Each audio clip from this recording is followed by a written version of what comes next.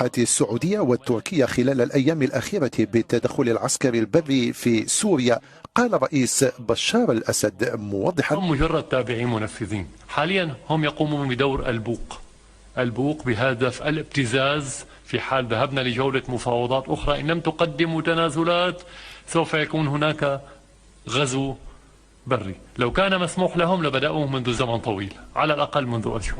هذا بشار كلب، وإن شاء الله الله لأن أمك لو ألقيته. أنا باكستاني بس أمك.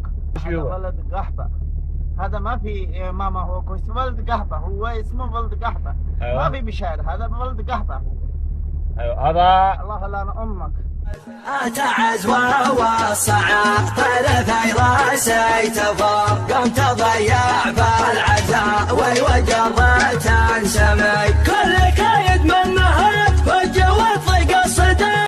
طبعا معانا راجح الحارثي.